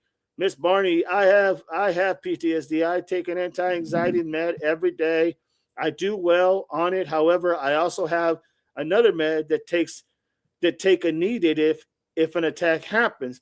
I never felt that second med helps at all. Yeah, I'm with you. I know exactly what you're saying because I as well take those type. And for me, it's one of those things that some of them are for this, but then some of them are for this and some of them for this. And then, the one thing they have to make sure is that none of them coincide with each other, right? Like there's not anything and that's where that trial comes in, where you're trial by error. This could cause this and this. I mean, look, I went to the doctors many times and they told me, we just checked your heart and you got a low heartbeat rate, a very low heartbeat rate. And I was like, yeah, I get it. I know, no worries. And they're like, no, I don't think you understand. Your heart is like beating really low. And I'm like, no, it's just that I take some medications from the VA, and this is talking to my regular doctor, and I would say I take medications from the VA that are also used for slowing your heart rate, bringing you down, kind of like, keeping you not on edge up here, but bringing you down. And so therefore it's really a heart med, but they use it also to treat this. And they're like, no, that's just still too low. Look, lady, all I can tell you is this is what I take. So I can see the confusions of people who don't understand or don't get it, or some doctors who are new. And in this case, she was kind of new as a doctor, so it wasn't processing. But those are the side effects you're talking about. And I know, Barney, because, I used to deal with that. Not no more. Norma, good to see you. Hi, Buttercups. Melly. Annie, I meant follow that case. Norma, Annie, too many cases to follow, especially all at once, right? Right? I mean, that's why my brain hurts. Yeah, just think if we were still on Nancy right now. I mean, we're still covering Nancy, but you can't cover something you don't have, right? You don't have no info. I mean, that's like unaliving a horse, right? I mean, to be honest. And you are expected to get all this information to the doctor in 15 minutes appointment. Right. No doubt, Buttercups. No doubt. Well said. Well said. Especially when they tell you only have 30 minutes. We're only allowed 30 minutes to talk. You're like, wait a minute. What do you mean? That's 30 all your insurance covers. Yeah, 30 minutes. And I'm like, are you kidding? My wife was like, the first time she heard that, she said, wait a minute. I'm like, when did this take effect? And they're like, that's what we have. And she was like, yeah, but this is my health. And they're like, yeah, well, we got 30 minutes to talk about it. We'll have to schedule another appointment. Yeah, that didn't go very well with her. I will tell you, that did not go very well. So that back in the day when you could talk to the doctor and say, "Oh, by the way, I'm having kind of back issues. Oh, well, we'll give you this, medication to help your back." No, not anymore, man. Now it's like make another appointment. For sure. They want to get that money for that insurance. Their whatever the copay is. Yep. If you have one. Norma, Miss Barney, prayers for your health. No doubt. April, she told her family, "I want to harm my kids." Did Patrick say, or she will be okay? Did Patrick say that she would be okay? That was pretty much his stance. Yeah, he just never really took it as serious as it became. Nobody did. Well, that's what I'm saying. I can see this thing being like kind of like a hung jury because he was failed many times by everybody. Very many times, in my opinion. I agree with you, Doug. I think by she doctors, was family, hospitals, medicine, everything. Everybody. No doubt. Well said. Without a doubt. Pam says, "Hey, DD and everyone. Melly, please hit the like and subscribe and share the stream, everybody." Thank you, Melly. Pam, thank you so much for supporting the channel, my friend. Norma, "Oh, Annie, I'm sorry for your loss. My prayers are with you." Ginger Snap, "Hey, here listening. My opinion of this case seems to be an unpopular one for most chats I've seen, but good to see you all." Well, tell us what it is. Tell us what your opinion is. I want to know now. Yeah, I definitely want to know. Tell me what you think. Because this is where we all share opinions so that way we can understand different viewpoints here. No worries here. But thank you for letting us know. But hey, do please tell us. We would love to know. Pam, sorry, I meant, hey, Melly, Miss Barney, thank you, Norma. Melly, I'm sorry, Annie, thank you, Norma, Melly, Pam, I'm sorry, Annie. Ginger Snap, Barney, I too have the same, and for many months, I haven't been able to leave my house. I can understand that. No doubt about it. No doubt about it, Ginger Snaps. Pam, hey, Annie, Norma. "Oh, Miss Barney, I'm so sorry to hear this. If I was to see this, I would be right there helping you." Yes, I mean, it's just tough, guys. Anytime, the biggest thing to treat, in my opinion, common sense, is something that you cannot see and that you cannot really know what a person is going through the inside, right? You can treat a cut on your hand. You can treat a cut on your leg. You can treat, a black eye, a bruised eye, a cut head, anything, any type of injury. But it's those emotional scars and that psychological mental state that those are the hardest because you don't know what that person is really going through, and so that is definitely a tough one. I mean, I don't envy. I understand why those psychiatrists make so much money because, they're constantly have to make those really tough decisions. But that's if they have all that information. And that's my concern is that in this case, they didn't all have all the right, accurate information because they weren't communicating with each other as they stated. You know what I mean? So that's to me is a big problem in itself. Hey, I'm so sorry, Ginger. Prayers for you, Ginger Snap. We welcome all opinions here. Absolutely. Make no mistake. We all have different views and opinions, and everyone is welcome, without a doubt. That's what this channel's about. All right. So anything else, Doug, that you can think outside the box where this might go at the end of the day? How long do you think it's going to take before they come to a conclusion? Because I know closing arguments is coming up, right? Yeah, they're saying Monday, possibly Tuesday, will be the end of the litigation, and then it'll go into jury decision. There you go. Yeah. So Tuesday at the latest, I guess. I mean, just even us just talking here, just us talking right here in this stream, in this conversation, just the simple to me basic common sense thing is this lady was failed in many ways. This lady was failed in many ways. And because of that, I don't think that she look, in my opinion, I don't think that she should just go home and live her life. I think she needs to, you know, be sent to a psychiatric facility and get help. Not Yeah. because she decides to, but because they say you're going to get this help because you need this help.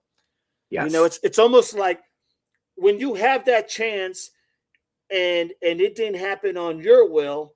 Well, now you know what the court's going to say. You know what, you're not guilty, but you're not also going to get to go home. You're going to go get help as long as it takes.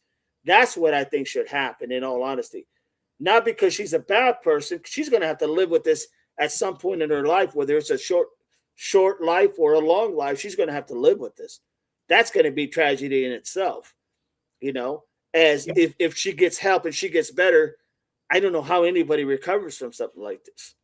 So the idea that you know, I'm saying I could see a hung jury. I would like to see a hung jury. I would like to see a not guilty, but I also would like to for them to say, but you're still going to be at a psychiatric ward. You're not going to be home enjoying watching TV. Not that that's what she would do, but you know what I'm saying. You know, It's not like there's something that, you know, has to be held accountable. And unfortunately, to me, that's the best case scenario. Yeah, and that would be the system actually working for her. Yeah, absolutely. So absolutely. If they fail her again now, it's just another failure by the system. Absolutely. Without a doubt. Well said. KB, my son retired military, has PTSD. Second opinions are good if you can. I get it. No doubt. I totally get it. And thank you for his service as well, KB. Appreciate that. Norma, prayers for your ginger snap. Annie, April, my niece took that. It was awful, she said. Pam, praying she gets the right help she needs. Without a doubt. KB, I'm not diagnosed with anything, but have some symptoms. Probably shouldn't watch crime shows as I have wildest dreams. I get that. Nope, I get that. Barney, it takes people that have experienced these issues to understand instead of just judging. I totally agree with that 100%, Barney. At least here, there are some people that can relate to different various concerns without a doubt. Well said. Ginger Snap. Go ahead. I was going to say, I am just giving my unprofessional opinion and just my opinion on this. And I'm really talking about something that I know nothing about because I'm not a woman and I will never even claim to know what it feels like to suffer from postpartum depression or postpartum psychosis. So it's just I'm trying to understand more than judging. And I just think that I need to make that assertion that I'm talking about something that I really know nothing about. Well, and at the end of the day, and that goes for every man. That's all of us, bud. That's all of us. And I think that's what we do here. And it makes it very difficult to even talk about and be honest about. Absolutely. Without a doubt. I mean, but you know, that's kind of how we all learn, right? Yeah. And that's part of the problem. Absolutely. Yep. Ginger Snap, we can all see that many ways Lindsay was not supported. However, she's a nurse and saw the signs of her failing mental health. But she ultimately made the choice to tie exercise bands on their necks. I mean, that's a fair point. Without a doubt. That's a fair point. You know, I mean, that's exactly what happened. And you're right, Ginger Snap. That's there's nothing wrong with that opinion because it's the truth. How she gets there, well, that's a different story. You know, I don't think the best doctors could have predicted all this was going to happen, right? Because if they did, she had many psychiatrists that would have told her, right? So you're right. I mean, I can understand that. No doubt about it. Well said. Norma, yes, Pam, prayers for her. Barney, yes, she had her children were failed. Absolutely. Ginger Snap, as a single mom of 3, I've been through so much hell, but never once did I have the thought, yeah. And you're right. I mean, I get it. I get it. Hey, look, I always tell people there's nothing you can't power through until I found out personally I couldn't power through something. Because that used to be my motto, the goal, my Marine Corps set mind. Nothing I can't get through. Just put your mind to it and do it. Put one leg in front of the other and go. That's what I was taught in the military. That's how I was raised. And so for me, I use that as my strength until it knocked me on my ass. And then I realized that ain't going to work now. So now I know there's some limitations to that thought process for myself. So that kind of helped me. Of course, I had to find out the hard way, but it's all good. I'm fine. I'm healthy. I am healthy and fine. KB, yes, accountable. Absolutely. Norma, amen. Ginger Snaps, bless you and your beautiful children. Amen. Pam, KB, my son was in the military and he has PTSD, but until he realized he needed help, it thought it was okay, but thank the Lord, one day he realized he needed help and he got it and doing good. Tell him thank you for his service as well, Pam. Absolutely. Ginger Snap, thank you guys for the kind words. Without a doubt, Ginger, everybody has opinions and none of them are wrong. It's just your opinions. Absolutely. Norma, you're very welcome, Ginger Snap. She wouldn't take the meds prescribed. That's true. We can't argue that. She wouldn't stay in a mental hospital. Very true. And I do know what it's like to deal with mental health struggles. There you go. No doubt about it. Very well said. Good opinions, no doubt. Barney, Doug, we are grateful for you. We know you are just trying to learn without judging. Absolutely, Doug. Absolutely. Thank you, Barney. Absolutely. And I don't take anybody in our chat as judging anybody. Honestly, I don't look at anybody in our core of people that we have, and even the new people that come in. I never take it as judging because we have a different opinion. I just consider that we just have a different opinion, right? I don't ever think anybody is technically right or wrong. It's just how you look at it from your perspective, because we're not all made of the same cloth. We may all be made from the same person, as far as, if you believe in your relationship with your Almighty, that may be so. But as far as we're not all cut from the same bound, right? Everybody has different ways of dealing with certain elements. And that's just how the world works, without a doubt. Ginger Snap, guilty from me to Tushy. Okay, company left. I'm back, Carol. Good to have you, Carol. Ginger Snap, I agree, April. Norma, welcome back, Carol. Carol, thanks. Agree. Annie, does anyone know if there is any coverage on the cadet case? Yeah, we're going to cover that here in a couple minutes. Without a doubt, Annie. You're welcome, sweet Carol. Carol, Dee, no breaking news tonight. I need sleep. I agree, Carol. I totally agree with 110%. Norma, sorry, Annie, I don't. Psychic Writer, hey, dog, what's going on, pups? Hey, Psychic Writer, good to have you. Melly, Carol, Annie, Norma, Oleg. There is breaking news on the Ciders. There you go. If you want to come in, you can come in and tell us about it. Anybody want to come in and tell us about any breaking news? You're more than welcome to. Let me know, and you know what? I'll just put the link. And if you want to come up, be my guest. Be our guest. There you go. You're welcome, Annie. The link has been posted. Carol, Melly, Norma, hello, Ryder 60. Hey, Psychic, welcome in. Tusi, no cap. She knew exactly what she was doing. She didn't even take the meds and doctor shopping. I really feel she felt Pat had a friend in New York, the woman he married. Good point, Tushi. Good point. Barney, our community here is very supportive of each other, without a doubt. Hello, Angel Eyes. Hi, everyone. Annie, Dee, thank you. You're very welcome. Melly, hi, Angel Eyes, says Melly. Marianne, Carol, Melly, Marianne, hello. Carol says, hello, Marianne, Double Dog. There is the stream link. If you want to come in, that's up to you. Ginger Snap, she only claims she heard the voice once when she was viciously took their lives and never again. That's not how it works.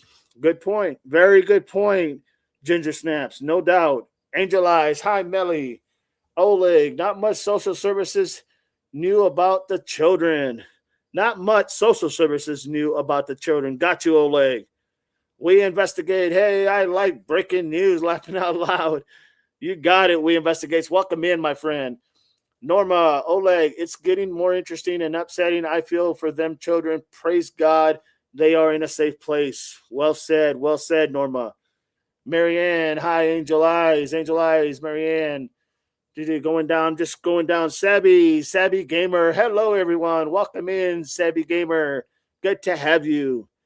Angel Eyes, hi, Carol, Oleg. I have to think past it, Norma, to be able to research. Tusi, no cab, agree, only 18 minutes she heard the voice. That is true, Tusi. Very true. Norma, yes, Oleg, I completely understand. All right, let's pivot on. If you guys don't mind, let's pivot on brick by brick. There's brick by brick. Might want to support the channel. Brick by brick. Thank you for posting that, April. Ginger Snap, yes, Tusi, we seem to have the same opinion. We investigate. Send all the breaking news my way. Thumbs up for Tusi. So, Doug, what's anything on? Let's pivot on this, guys, to the pew-pewing of the cadet. Let's pivot to the pew-pewing of the cadet because there is some news as far as some charges that were brought up and whatnot. Does anybody know anything about the new charges or anything? I do not. Hi, Wayne. Okay. So James Barnett, 33, has obviously we know he's been arrested. He's definitely got that. Okay, I'm reading through this thing here. Hang on a second. Yep. A judge ordered him without bond. Yep. Okay. Now, the third person connected in this whole investigation, he has been located, but authorities have not announced an arrest. So the third guy, I think that's the guy that dropped off the car. They haven't really had anything to go ahead and, for a better lack of words, they haven't charged him yet. Let's just put it that way. Right. And I think maybe if someone throws him under the bus, like one of the other two, then they will. But I'm not sure that's going to happen. Now, Santiago Rogers, he faces first-degree unaliving and aggravated assault charges, and is also being held without bond. Next hearing is scheduled for August 27th and September the 1st. So that's the first guy that was arrested. So he was previously arrested on August 22nd. He faces those charges. That remains to see how that plays out. A third connection. A third person connected to the investigation has been located, but authorities have not announced an arrest.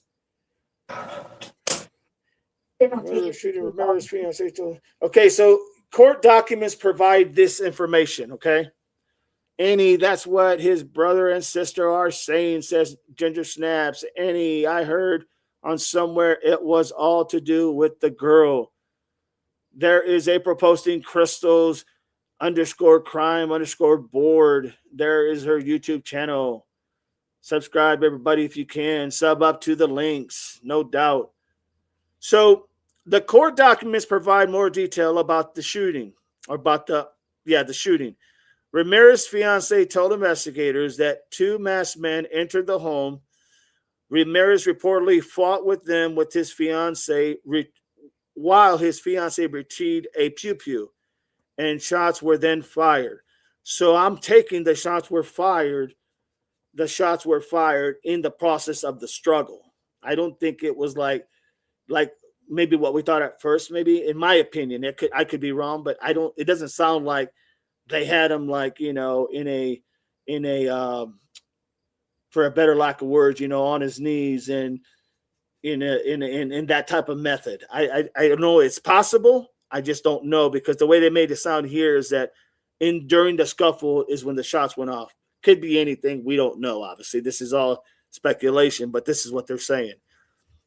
Told investigators two masked men repeatedly retrieved a gun, retreated pew-pew, and shots were fired. Sheriff Chris Nanos previously said investigators believe robbery was the likely motive, but that's not what it was, as we well know.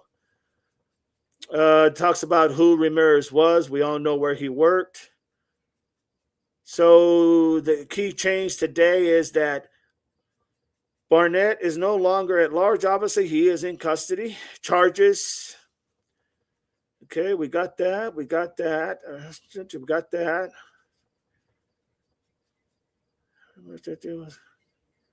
So, according to, this is the newer part of it, according to investigators' account, Ramirez, 23, was unalive during a home invasion of his Southwest Tucson residence, August the 19th. His pregnant fiance, so she was pregnant. She was pregnant, and she is pregnant. His pregnant fiance, a Pima County correction officer, was also shot, injured, but survived. Surveillance footage reportedly places Rogers and Barnett. Now, this is kind of a little bit more precise. Was Miss Barney, was she shot in her? I don't know if she was shot in her firearm or not. They didn't really specify that yet. They might hear in a sec.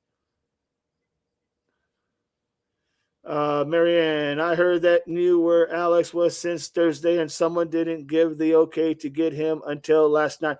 Yeah, I'm not sure, to be honest, on that. I haven't heard anything on that just yet.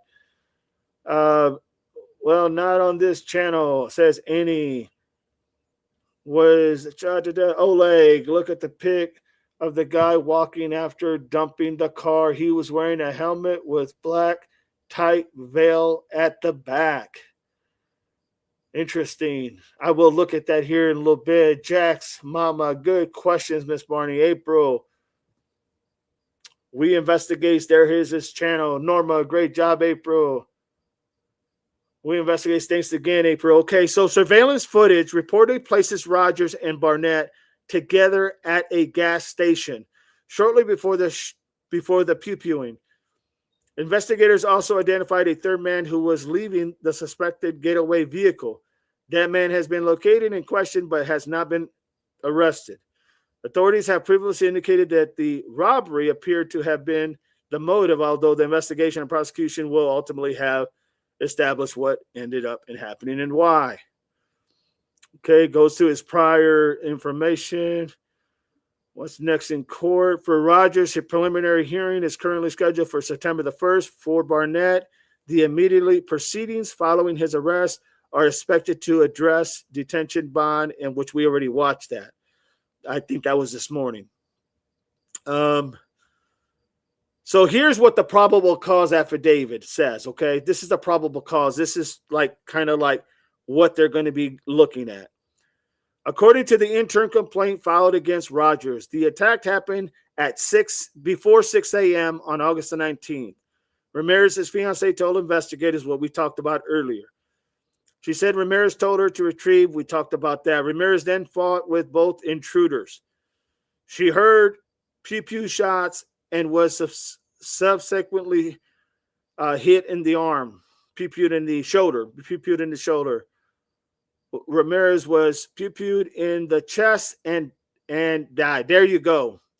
So it wasn't the back of the head where we had thought it was 2 shots to the back of the head.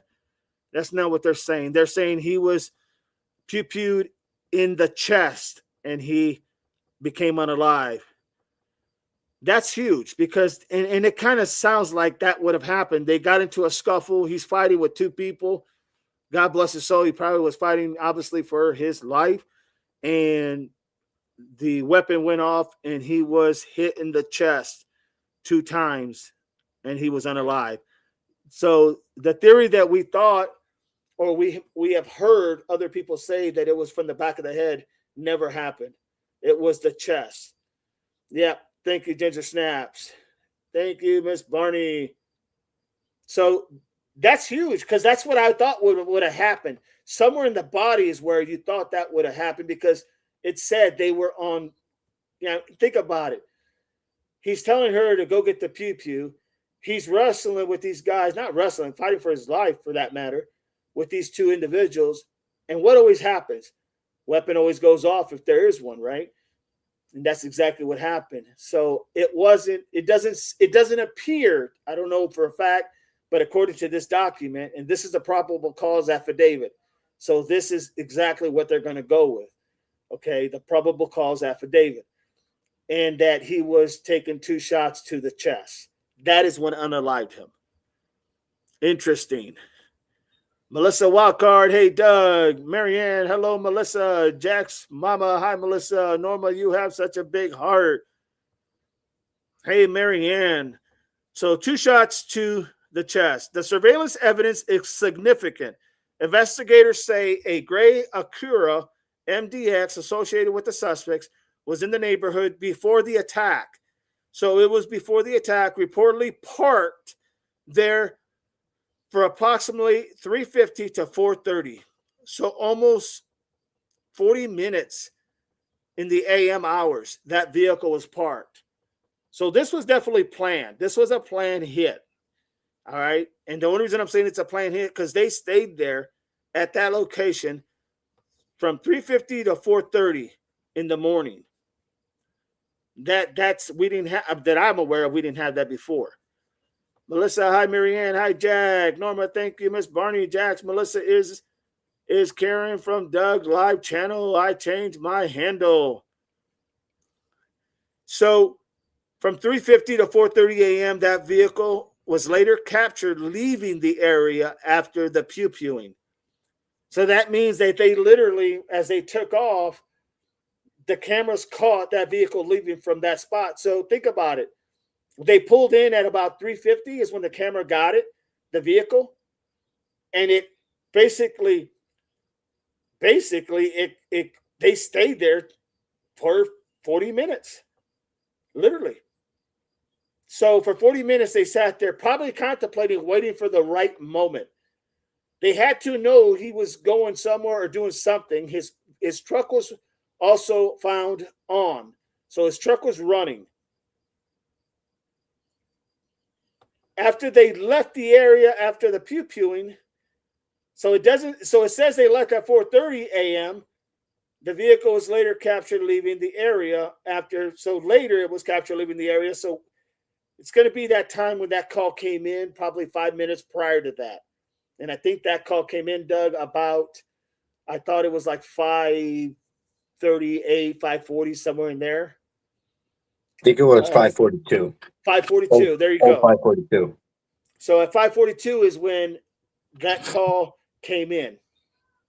The vehicle was later captured. Even more importantly, investigators found surveillance footage from a nearby gas station approximately 40 minutes before the shooting. So they stayed there for 40 minutes. Before the pew-pewing, they were seen at apparently that vehicle and those suspects were seen, or the suspect itself were seen 40 minutes before the shooting at this gas station. They showed 2 men who investigators successfully identified as Barnett and Rogers. According to the complaint, they purchased 2 pairs of dark gray gloves. Interesting. So they were probably able to see that, obviously. 2 red Boston hats. Remember, one of them had the hat on that Chris pointed out. And 1 San Diego Padres hat. So here's the thing. They purchased 3 hats. 2 Boston hats and 1 San Diego Padres hat. So that's 3, right? So I would think that 3 would have been for that guy parking the car, right? It would make sense. You would think, or there's another person that we haven't heard about yet. Or there's another person we haven't heard about. Very well said. Has Jim checked in yet this afternoon? I don't think so. Jack, my dog is in my picture. Okay, Karen, keep up.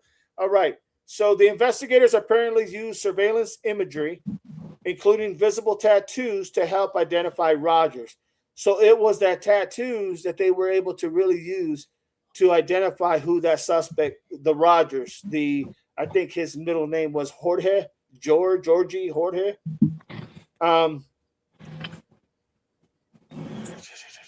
The prosecution currently theory appears to be that Barnett and Rogers were working together rather than this being a random encounter. So they were actually planned this. That's what I'm gathering. They planned this. Surveillance reportedly placed the two men together at the gas station shortly before the home invasion. The gray occurrer was subsequently linked to the incident. A third man was also captured on the surveillance after the pew-pewing, apparently leaving the occurrer after it had been abandoned. That was the guy that they said they spoke to, but they have not charged yet. That person has been located and questioned, but has not been charged. I'm not sure what that story is because they did buy 3 hats, 2 Boston Red Sox and 1 San Diego Padres hat or cap. What about the motive? This is worth clarifying because some earlier reports characterized the incident as a robbery. The public available complaint does not establish a motive. The filing reportedly contains no established connection between Rogers and Ramirez or Ramirez and the fiancée. And recent reporting says investigators have not publicly released a definitive motive. Yeah, it's going to be a targeted attack. I can tell you that. I don't know how. I mean, unless there was something we're not seeing or being told, but in all indications, that's what it appears to be. So at this point, I describe the robbery home invasion as an investigative theory, not as an established fact. Of course. Barnett, 33, yes, he was arrested, yes, at East Broadway Boulevard in South Camino at Pima County. SWAT operation resulted in a roughly 3-hour standoff before he was taken. Yep, there was the first-degree unaliving warrant for him. The evidence publicly described so far creates this timeline. So this is the timeline of what they have broken down. 3:50 to 4:30, suspect vehicle observed near Ramirez's home. 5:20 a.m., Barnett and Rogers allegedly seen together buying gloves, hats. 6 a.m., 2 masked men enter the home. At 6 a.m. is what they're having as timeline. 2 masked men enter, which we know is kind of off because of when the call came in, right? Right. That doesn't make sense, but that's what they have. At 6 a.m., 2 masked men enter the home. Ramirez fights them. Pew-pew fires 2 shots. Ramirez becomes unalive. Fiancé wounded. Suspect's vehicle leaves. Later occur abandoned. August 22nd, Rogers is arrested. August 24th, Barnett arrested after SWAT standoff. Now 2 principal suspects in custody. Third person status still unclear, under investigation. Investigators say surveillance video captured Barnett and Rogers together. All right.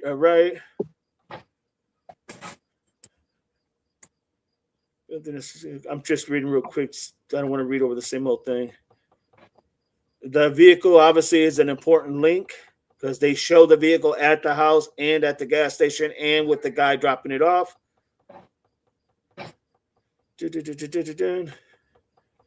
The intern complaint says Ramirez, okay, we already covered that.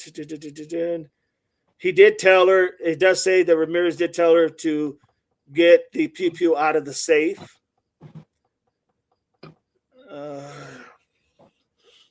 Okay, we covered that. Okay. Why the gloves and hats matter. Investigators reportedly obtained video showing Barnett and Rogers at the gas station, yes, where they purchased those items. Standing alone buying gloves or hats is incriminating, but prosecutors could argue that the purchase became significant when combined with the allegation that the attackers were masked and dressed in dark clothing. And when the video places the 2 suspects together shortly before the alleged home invasion. Rogers' case appears more developed publicly. Rogers in the case. So you're not really hearing anything about what we heard from the sister. And you're not going to hear that because that's hearsay. So they're not going to put that in, especially into this indictment, or not so much indictment, but the probable cause affidavit. You're not going to hear that in there because that's like nor here or there, But I guarantee you they're going to look into that. but that doesn't mean anything because it's just not factual at this point. It hasn't been proven. Right. And it only points to motive, I think. It'll be something the defense attorney will delve into, but as far as it being on a paper, I don't think we're going to see that because it really wouldn't have affected what happened one way or another, except I for agree. being motive, right? That's exactly right. Absolutely. And you're right. That's exactly what they're going to lean on for their defense. I mean, that's really that and probably a few other things, but that's going to be the main thing, really. Yeah. What I don't understand, the only thing I don't understand about the affidavit, well, it's not that I don't understand. The only thing I can't figure out is why that third person hasn't been somehow affiliated. I'm not sure what they have obviously the information, but I'm not sure why. All right, hang on a second. Give me a second, everybody.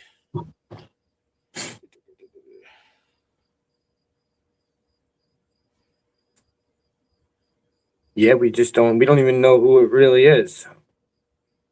So Let me see here. it could be just an accessory after the fact. It depends on what they knew and when they knew it. Right. Were they there the day of the crime? Were they driving the car? They dropped them off and then they picked them up. But did they actually know what they did? But I don't even think it matters. If you were the getaway driver and your buddies went in and did something, you're still going to be somewhat responsible to some degree. And that's for prosecution to figure out.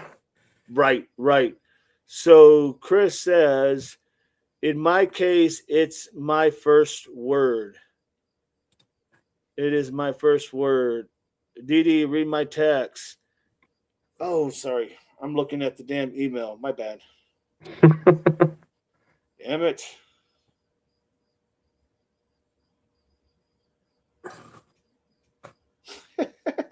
So Chris says, I can't be on the stream, but get off the table. Oh, he's talking about the cat. Remember Bandit? Get off the table. Oh yeah, get off the table, Bandit. So yeah, that's the whole point. I'm not seeing anything, and they're not going to talk about that, what the girl said, but it will come up. Absolutely. Without a doubt. So that's really all the new information. So the idea that they had a timeline, that what they, the probable cause affidavit is the reason why they arrested these individuals, these two individuals. That and why they detained the other individual, but then released him. So you got to have a reason to do that, right? That's the reason. And that's going to be the basis of the grounds for what they're going to dig deep. Now, they may find something later that is really involved with what happened. They may, when you're doing your investigation, you're going to find out a lot of things, and they may find a lot of things to add on to it. But that's just the preliminary. That is just the beginning. Ole, Miss Barney says, Ole, who has something on their back? I think she was talking about the guy that got out of the car, that parked the car. The guy that they didn't charge yet, that they talked to, but they released him. They haven't charged him yet. Apparently, he had something on the back of his backpack, something with a red line stripe or something to that effect. The one who left the car, yes. Ole, a hanky or gloves, says Barney. I need to look again, Barney.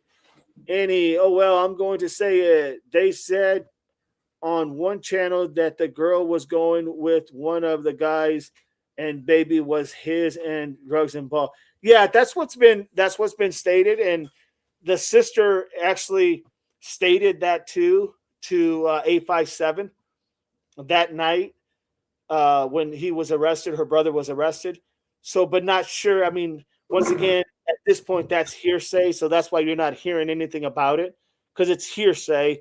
And that's the probable cause affidavit, which is giving you the reason why they arrested the individuals, how they put those pieces together, because they have to have a legitimate reason, right? And that's the reason. Ginger Snap, did you say they bought the hats and gloves yes, that's what they said. They bought the hats and gloves to Boston Boston Red Sox hats and 1 San Diego Padre hat and the gloves. Yes, that's exactly what they said, Ginger Snaps. Marianne, yes, Ginger Snaps. Norma, very interesting, Annie. Thanks, Marianne. Marianne, you're welcome. Dog needs a secretary for email, text, phone. Annie, Norma, I heard on one of the channels. Yeah, I heard it as well. And we actually watched it that night when the sister came on. And actually, she said she would do an interview with 857 on her Facebook in reference to what she knows about the fiance of the victim, that what they were doing. It's no reason for me to bring it out because it's not really established as fact, but you're right. You did hear that. You did hear right, by the way, Annie. You did, because I heard the same thing. Oleg, I never said stripe or black.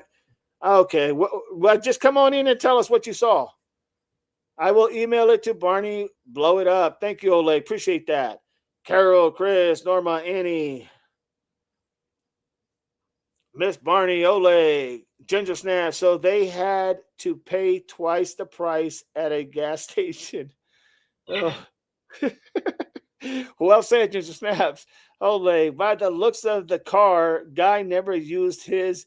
It's in the packet in his back jean pocket. Oh, by the looks of the car, guy never used his. So he never used his hat. Got you. It makes sense now, Like I got you. He never basically used the hat because you remember you saw the long hair hanging, dangling down. Yeah. He might have used it at the scene. He just didn't have it on at the time when he got out of the car, when they dropped the car off, when he dropped the car off. Jack's mama, they don't get to wear their hats now. Norma, thank you, Annie, for sharing. Ginger Snap, stupid criminals laughing out loud, without a doubt. Without a doubt. Well said. Ginger Snap, yes, well said, Norma. So there's not a whole lot right now because right now they're trying to sort out all the pieces. This is when they start building their case, start interviewing the other two if they haven't already interviewed them, and they start checking out everything as far as everything that they know about what happened. And then you can assure yourself that they're going to come at some point. They're going to look into this allegation that's being made because, as Doug said, almost guarantee you that's going to be a defense that they're going to use. So in reference to the baby daddy narcotics being in the Pima County Sheriff's Office, et cetera, not the Sheriff's Office, but being sold by the fiance and the deceased victim. So that's going to be looked into. And once they start processing all that information and talking to all the people they need to talk to, at some point they're going to come to a point where they're going to decide, is it valid? Is it valid information? Is it legit or is it not? And if it is, then they further investigate that further to see where did the drugs come from, right? They're going to want to know where those drugs come from. And at this point, if in fact that is legit, we don't know that's legit, but if it is, then that's going to be something that they're going to be able to hold over the fiance if they're able to establish that. They got to establish that first. April, okay, some do, some don't. We cover numerous cases. Annie, Didi, I just didn't want to say it if it wasn't allowed. No, you're good, Annie. You're good. Because I heard the same thing. And yeah, you're exactly right on what they said, because that's exactly what she said and what I heard other people say. And I think they're just not talking about it because on that probable cause affidavit that I read, they have to have just the facts. And that's the only facts they really have. So you're good. No worries. These are all just opinions. A lot of this, not everything, but a lot of the stuff is just opinions. So no worries on that end. Norma, you're welcome, Annie. Tusi, I missed everything last night. I went to bed. Oh my gosh, Tusi, you missed out big time. Watch the replay. Ginger Snap, how many weeks Oregon is? How many weeks pregnant is the fiance? They didn't say. She didn't. Well, I can't say she didn't look very big because I didn't get a picture of her in real time, the picture that we had seen was a picture of her when she was just got her deputy badge for being a corrections officer.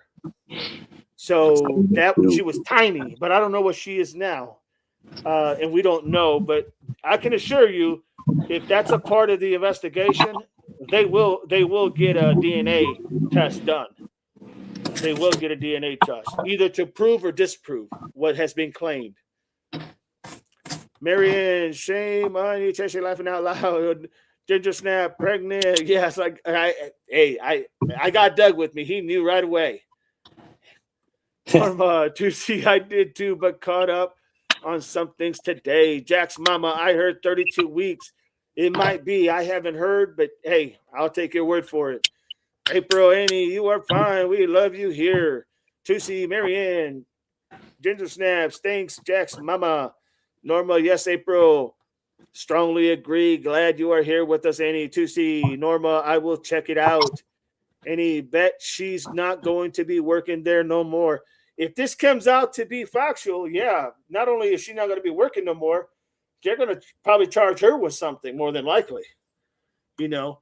And then again, you know, I mean, because there is charges that they could file on her if it's true, if it's corroborated and it is proven to be fact. Yes, they can charge her. Absolutely. But they're gonna have to look into whether or not she even knew, or maybe even been part of it. If that part of it is actually true and there is that connection, they need to know what she knew and when, or what she didn't know and when. Absolutely, without a doubt, without a doubt. Norma, yes, Tushy, I still catching up on last night. You're welcome. All right, everybody, we made the 2-hour mark. I know everybody's tired because I'm tired. Oh yeah. So everybody, Doug, I'll let you say your parting shots, and then we'll go ahead. And now tomorrow we're supposed to go on our time at, I think, at 9 because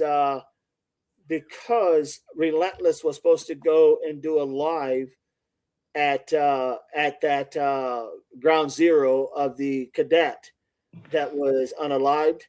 So we will be going at 9. I don't know if that's still going to happen. I haven't heard anything. I was hoping to see Relentless in here so we could ask him. Yeah. Charge who did he? What girl? Tusi, charge who did he? What girl? Oh, the girl that the fiance. If it is proven that she was, if it's proven, only if it's proven, because it's not proven now. But the claims were made that they were selling narcotics in the jail, her and her fiance, the one that was unalive. And if they prove that, they have to prove it. But if they do, then she could get charged as well. That's what we're talking about, Tusi. And if there was the love triangle and the baby is in fact absolutely not Carlos's, did she know about this before it happened, or did she even have a hand in planning it? It sucks to have to put that investigation on victims, but if that is true, you have to ask them questions. Absolutely, and that's a well stated. I mean, they're going to have to find out. Yeah, I see where Doug is saying, because they're going to have to find out. Was she a part of the plan of them coming there? Did she know? Or did she not know? And if they find out that she was involved in the narcotic thing at the jail, then that bodes well for the suspect who they just arrested. That will bode that he's telling the truth, but they have to prove that first. And so that's why Doug is saying that, because then they'll have to go down that rabbit hole. That's what I'm saying. There's a lot of holes that need to be filled, without a doubt. And I'm not sure this is going to happen anytime soon, honestly.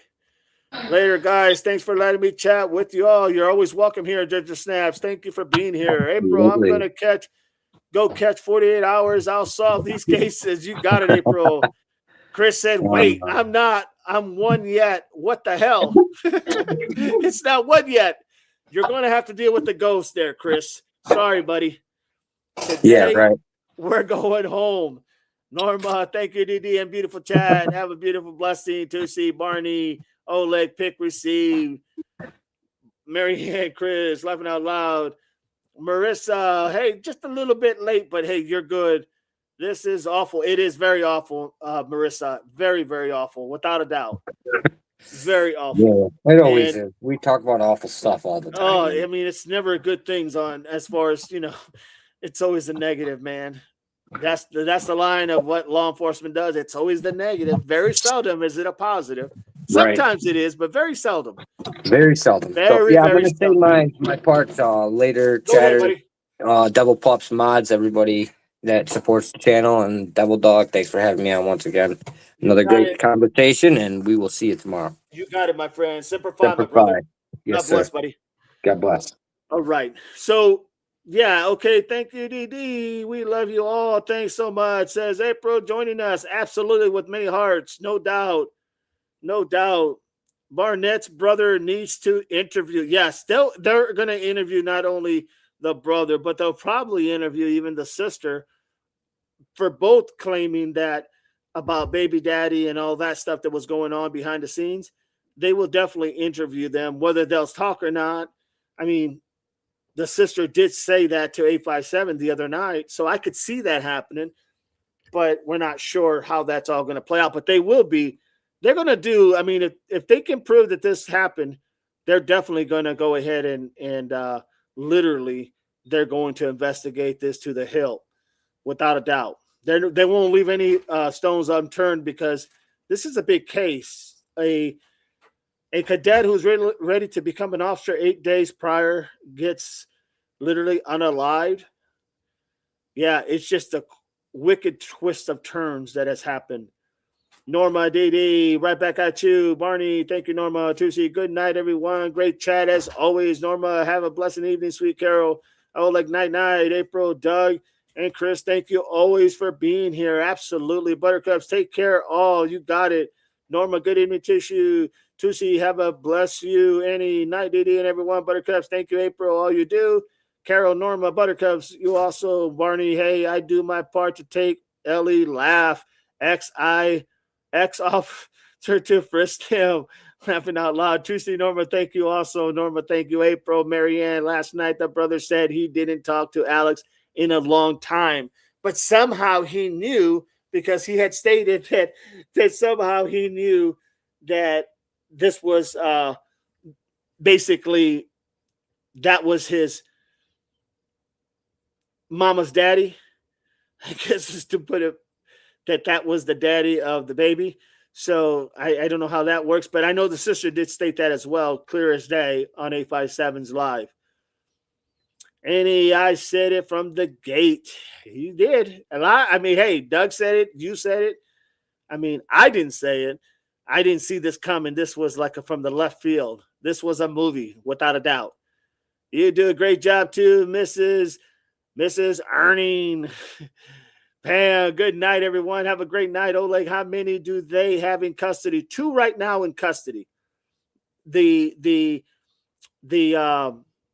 guy they just got, okay, the James Barnett individual, Alex James Barnett, and then the guy they first got, which his name was Jorge something or the other. I can't think of his full name, to be honest, at this moment. But yeah, they got 2 in custody right now. And the third guy that dropped off the car, he's not in custody. They did speak to him, but haven't charged him yet. They are saying 3 on Pima on X. Yeah, there's not 3 in custody, at least as of us talking that I'm aware. There's not 3 in custody. There's only 2. The third one they released, unless they went back and charged him. They released him. They talked to him and released him without any charges. At this point, it could have changed in the matter of, God knows what, 30 minutes, an hour.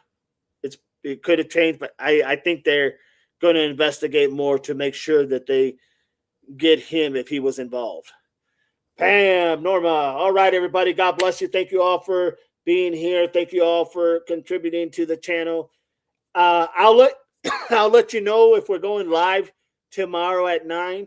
I don't know what's happening because I didn't see Relentless. I don't know if he will. I don't know if it's even worth him doing it or not because he's not. I couldn't have a chance to talk to him. So we'll have to reach out. But I do not know if we're going to be live tomorrow in the morning. So just stand by. If you check your YouTube, I'll leave a message either which way. But I don't know at this point. I didn't hear back from Relentless, so that's on standby. That's not a for sure. Just want to go ahead and give you all heads up. With that, God bless you all. Take care. It's all common sense, everybody. Everything is common sense. Simplify. Take care, Chris. Say hello to all the little ghosts out there, the little goblins. Peace.